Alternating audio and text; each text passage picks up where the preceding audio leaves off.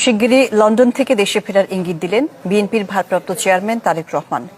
বলেছেন, গণতন্ত্রের স্বার্থে ছাড় দিয়েছে বিএনপি, তাই সবাই যেন নির্বাচনের দিকে এগিয়ে যায় সেই প্রত্যাশা তার। পটুয়াখালী জেলা বিএনপির সম্মেলন। যুক্তরাজ্য থেকে অনলাইনে যুক্ত হন দলটির ভারপ্রাপ্ত চেয়ারম্যান তারেক রহমান।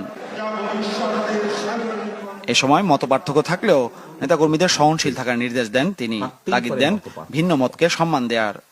মতপার্থক্য থাকবে, কিন্তু আমি যেহেতু বড়, স্বাভাবিকভাবেই অন্য যারা আছে, যারা আমাদের সমান নয়, অবশ্যই তাদের মতামতকে, হতে পারে তারা আমাদের সাথে কোনো বিষয়ে একমত নয়, হতে পারে আমরা তাদের সাথে কোনো বিষয়ে একমত নই, কিন্তু তারপরেও তাদের মতামতকে আমাদের সম্মান দিতে হবে। সকলের সাথে বসতে হবে, আলোচনা করতে হবে, আলোচনার মাধ্যমেই সমস্যার সমাধান করতে হবে। শিগগিরই দেশে ফেরার ইঙ্গিত দেন তারেক রহমান। মানুষ বিরক্ত হয় এমন কিছু না করতে নেতাকর্মীদের নির্দেশ দেন বিএনপির ভারপ্রাপ্ত চেয়ারম্যান।